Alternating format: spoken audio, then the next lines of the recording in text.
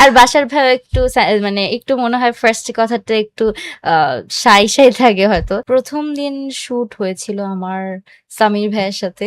এখন যেরকম আমাদের বন্ডিংটা খুব ফ্রেন্ডলি, তখন এরকম ছিল না। তোমার এই সিরিয়ালের সাথে যুক্ত হওয়াটা কিভাবে আসলে? এটা কি তোমার প্রথম কাজ নাকি এর আগে তুমি কাজ করেছো?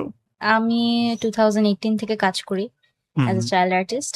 আর এটা আমার অনেকগুলা কাজের মধ্যে একটা আরকি। আমি অনেক আগে থেকেই কাজ করি। আর কাজের সাথে যুক্ত হওয়া হয়েছে আহ আমাদের ডিরেক্টর মোস্তফা কামাল রাজ মামা। তিনি আমাকে সিলেক্ট করেছেন এই ফারহানা ক্যারেক্টারটা প্লে করার জন্য আরকি। আচ্ছা, তুমি কি তাকে মামা বলো? ইয়েস। কেন মামা কেন? এটা আসলে তার সাথে আমার অনেক ছোটবেলা থেকেই কাজ হয়। তো তখন থেকে আমি তাকে মামা বলি। আচ্ছা। তার মানে কি তুমি মোস্তফা কামাল রাজের সাথে এর আগেও কাজ করেছো? মানে জি, এটা আমাদের গল্পের আগেও। জি। কোন কাজটা করেছিলে? আমি হচ্ছে মানিক রতন করেছি, তুমি আসবে বলে করেছি। আরো অনেক কাজ আছে। এগুলো নাম মনে নেই। আচ্ছা। তোমাদের এই সিরিয়ালটা কবে থেকে শুরু হলো? কাজ শুরু হলো? কিভাবে শুরু হলো? একটু শুনতে চাই। মানে শুরুটা শুনতে চাই আসলে। মানে যখন তোমাকে এই কাজের জন্য অফার করা হলো কিংবা যখন তোমার কাছে গল্পটা শোনানো হলো, সেই শুরুর দিনগুলো একটু শুনতে চাই। আ যখন কাজের অফারটা দেওয়া হয়েছে সেটা কাজ শুরু হওয়ার আরো ১-২ মাস আগে দেওয়া হয়েছিল। আ কারেক্টলি মনে নেই। বাট ক্যারেক্টারটা শোনার পর ক্যারেক্টারটাকে খুব ভালোমতো আয়ত্তে আনার চেষ্টা করেছিলাম। ফারহানার ক্যারেক্টারটা কিভাবে প্লে করব, কিভাবে ফারহানার মতো হব। আ এটা আগে থেকেই ভেবে রেখেছিলাম। আর এরপর শুট শুরু হয়। তো অনেক সিনিয়র আর্টিস্টদের সাথে শুট করি।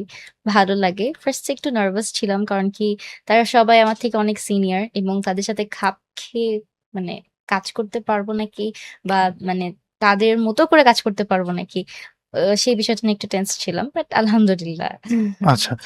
যখন তোমরা শুটিং শুরু করলে, যখন তোমার মার ক্যারেক্টার করেছেন দীপা খন্দকার, তোমার মামার ক্যারেক্টার করেছেন নাদের চৌধুরী, তোমার মামির ক্যারেক্টার করেছেন আমাদের সকলের প্রিয় মনিরা আপা। তোমার মামাতো ভাই আ খায়রুল বাশার এবং ইরফান সাজ্জাদ। এত বড়, বড় আর্টিস্টের সাথে তুমি তো তখন অনেকটা নতুন বা তোমার তো তখন এত পরিচিতিও হয়নি। তাদের সাথে কাজ করতে গিয়ে তুমি বলছিলে যে তুমি নিজেও একটু নার্ভাস ছিলা। তো তারপরে কিভাবে তোমার এই নার্ভাসনেস কাটালে? তাদের সাথে কিভাবে তুমি মিশে গেলে?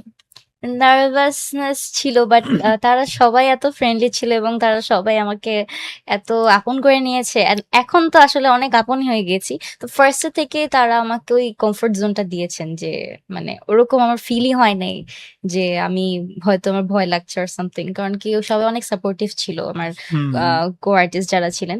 কারণ কি সাপোর্ট ছাড়া আসলে একটা ভালো প্রজেক্ট করার জন্য অবশ্যই সবার সাপোর্ট প্রয়োজন এবং এইজন্যই আরকি হয়েছে আরকি। ওকে।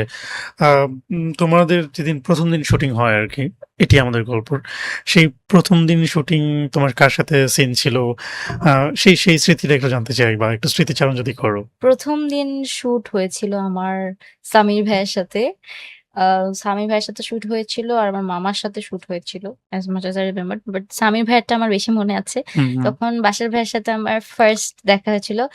সাজ্জাদ ভাইয়ের সাথে আগেও শুটে দেখা হয়েছিল। বাট বাসার ভাইয়ের সাথে ফর দ্যা ফার্স্ট টাইম দেখা। তো হুম। আ এখন যেরকম আমাদের বন্ডিংটা খুব ফ্রেন্ডলি, তখন এরকম ছিল না। আমরা বেশি একটা আ মানে একটু awkwardness ছিল। মানে ওই মানে ফার্স্ট এর দিকে সিনগুলো দেখলে এখনকার গুলো আরো বেশি মনে হবে ভাই-বোন, সামির ফারহান অনেক বেশি হুম, কমফোর্টেবল। বাট ওই তো ফার্স্ট এ নতুন মানুষের সাথে দেখা।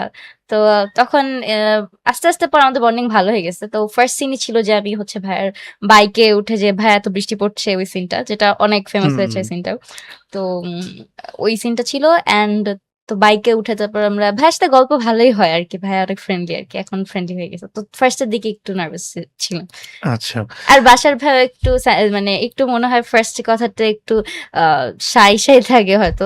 সাজ্জাদ ভাইয়ের সাথে যখন সাজ্জাদ ভাইয়ের আমি মনে নেই বাট স্টিল উনি অনেক মানে আমরা অনেক হাসাহাসি করতেছিলাম। পরে আস্তে, আস্তে বাসার ভাইয়ের সাথে এরকম ফ্রেন্ডশিপ হয়ে গেছে। বাট সাজ্জাদ ভাইয়ের সাথে আগে হইছে একটু বেশি ফ্রেন্ডশিপটা।